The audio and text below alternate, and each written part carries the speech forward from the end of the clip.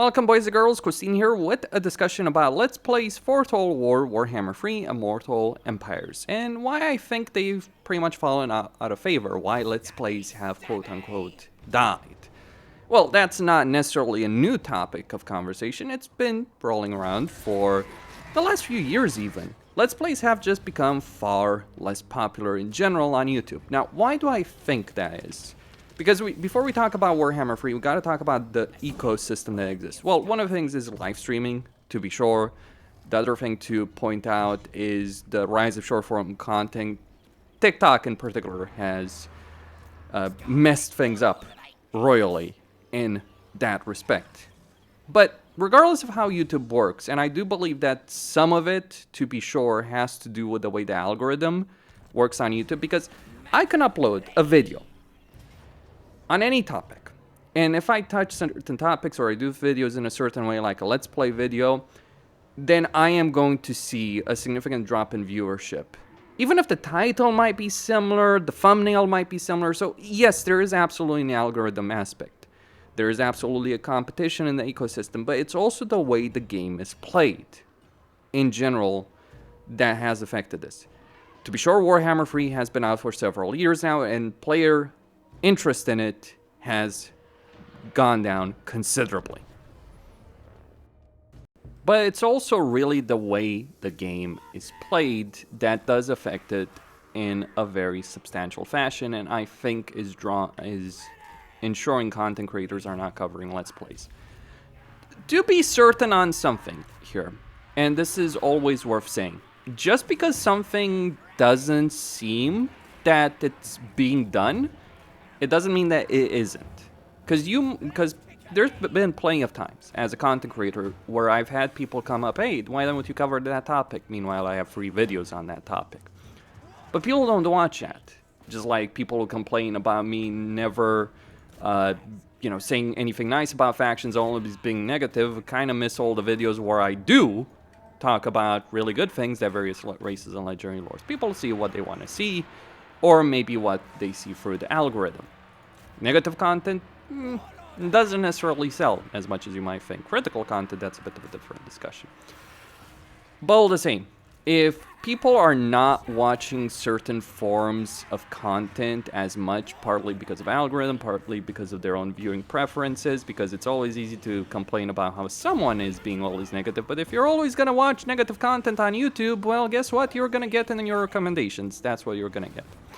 But as for how the game works, I do think that is one of the chief issues, really, for what's going on. Because the reality is, the vast majority of battles, the vast majority of campaigns in the game are not really interesting. Let's just say it as plainly as possible.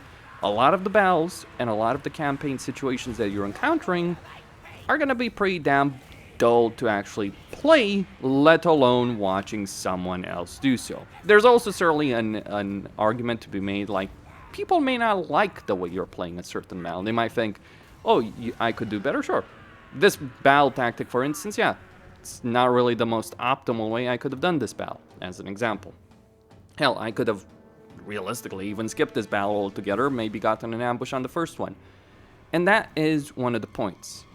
A lot of battles are inconsequential, but if you're playing a campaign well, and that's one of the things to be said, if you're playing a campaign well, and you're really looking to maximize the success of that campaign, you are going to want to fight a lot of battles manually. A lot of these small, inconsequential battles. And here's the thing, you're also going to want to do a lot of this in terms of the battle gameplay. Like, you're going to win the battle, it's not necessarily going to be very interesting, and then after you've won the battle, especially if it's a field battle, you're going to want to chase down the enemy for better experience, post-battle loot, etc. Which in itself is a fairly dull experience. But then, even worse, once you've finished with all that, you're going to press the end button and go for a loading screen. That can take 1-2 minutes, depending on your computer. I skipped the loading screen to get into battle, but the loading screen out of the battle, that also takes a decent amount of time. And all of this is dead time.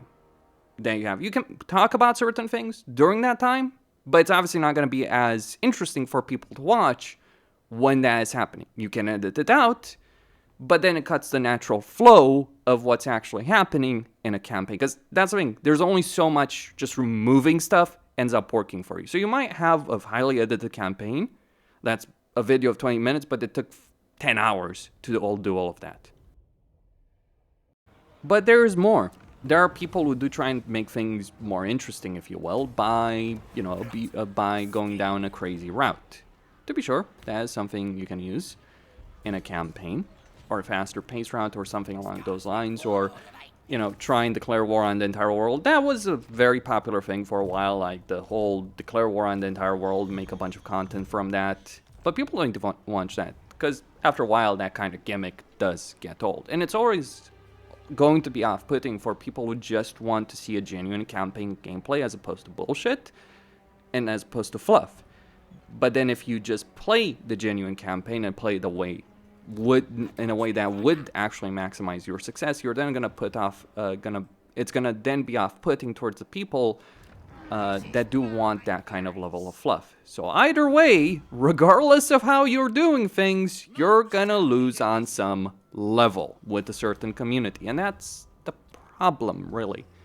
You want to keep as many people engaged as possible when you're doing content.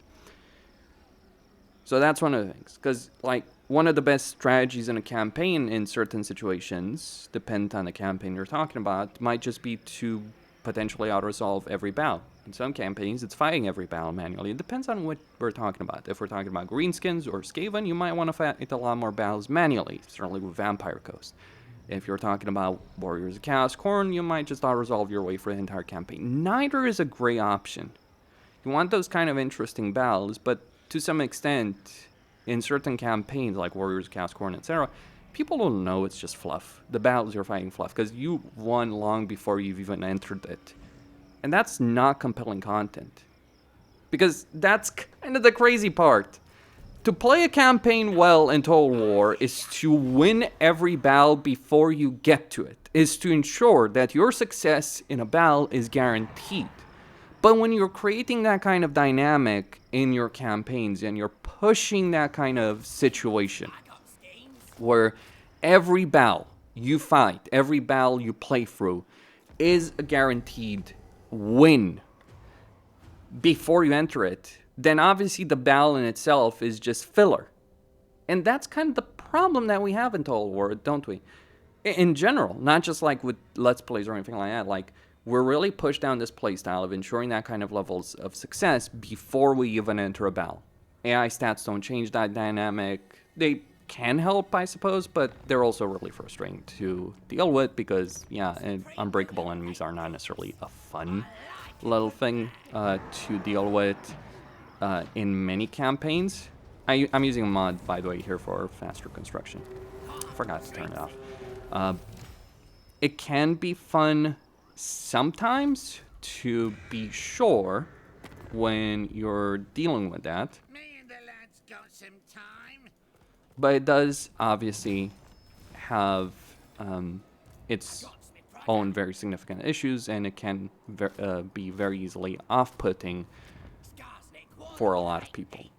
There are people who want the realist campaign experience that matches what you actually encounter, and then there are people who basically want you to roleplay.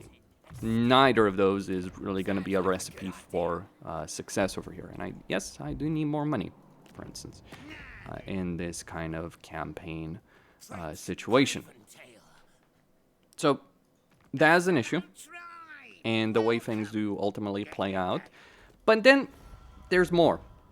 There's the reality that winning a campaign, succeeding, and achieving the highest level of success quickly does inherently rely, to some degree or another, on engaging in bullshit. Or in things that are not necessarily that interesting for people to watch. Battles are not interesting to watch. I've seen other content creators talk about how when they stream, if they play any siege battle manually, their viewer numbers drop off a cliff. So it's a real situation. Because people know, like anyone who's played the game and you know, if you're watching a campaign of Warhammer 3, you probably play the game. A lot of people know the reality of sieges, right? A lot of people know sieges are complete fucking fluff at this point in the game. A lot of people know that if you're going on an offensive siege, chances are you're not really going to lose that kind of offensive siege situation. People know that. They're not stupid on that subject. So they will know, and they know they're wasting their time watching X. But if you're, as a player, you then have a choice. You can either use mods to, you know, if you're doing that, you can either edit it out, which is going to break the flow of a video. You can use mods to remove that kind of situation altogether, which in itself carries its own fair share of issues in terms of a playthrough situation, and can have unintended consequences in other ways. Or you can just show it and, yeah, lose those viewers. So regardless of what you're doing, you're kind of losing out either way. And suffice to say, that is not a freaking fantastic dynamic to be dealing with in a campaign. Like, for instance, the best way to play Skarsnik's campaign over here, for instance, is to try and confederate one of these greenskin factions that are over here that I can region trade with. So I sell the World Edge Archway to these guys. Maybe, you know, maybe Tretch shows up, maybe he doesn't. Either way, my goal here really is to create a situation in which I'm winning instead of being bogged down by stuff. I suppose it is also the question that people don't want crazy stuff to happen in campaigns, but we're at the point of experience, a lot of us that do this for a living, we're at the point of experience where we kind of know how to not fuck it up. Like, regardless of what people might think, oh, you don't know how to play Legendary. You know, I know how to play Legendary very well. I'm just not willing to, you know, sit on my ass for 60 turns doing nothing just because you don't want me to region trade. That's kind of the difference of discussion over there, isn't it? Gonna pick up some artillery. What can we do for our fellow greenies? So, that is what we're gonna have I thought I smelt orcs. as players on our hands. Do not say Like, if you know how to play the game well, if you're knowing how to push your economy, if you know how to push those systems, if you know how to do X, Y, and Z, then ultimately you're gonna end up, well, kind of suffering for it. Inherently. And so you want to ensure that it doesn't happen. So, like, for instance, you know, I could have rushed Foreground. Maybe that would have been a harder battle, a more interesting battle, but the key to success over here is not to do that. The key to success is, as I said, confederate those greenskins, milk them for all they're worth, financially speaking. And do I have to do this? Not necessarily, but it's just a better path to success instead of, you know, having my recruitment limited. And yeah, just take advantage of situations like this, or even if I fight that battle manually. Like, that's kind of the worst dynamic. I know I can win that battle by auto-resolving it. If I fight it, it's not necessarily going to be an interesting battle. If I don't fight it and auto-resolve, people are just like, oh, you're just auto-resolving every battle in the campaign. If I do fight it manually, then people are going to leave because it's not an interesting battle. Catch all 1-1-1. And that does happen a lot more frequently than one might imagine What can we do for our in a kind of campaign situation. Let's try and get these guys on our side. And they don't want to declare war on the Lamians, though. No problem. No issue whatsoever. Right. We just move on. And we drag them down with us. Very easily, very simple. Success is guaranteed. Don't know why the AI stats are too neutral. And so that is my perspective on why I think Warhammer 3 Let's Plays are really suffering at the moment. It is for these kind of reasons that have impacted, severely impacted, the viewership numbers that we get. And if people don't watch videos, we're just not going to do them anymore. Like, there was a comment that I watched, that I read actually on Reddit, where people are asking, like, why are people not doing Let's Plays? Why is it all, like, videos about, like, the greatest lords or tier lists or anything like that? To which I reply, yeah, people don't want to watch Let's Plays. Fundamentally, people don't want to watch them. Make of that whatever you will. Costin, signing out.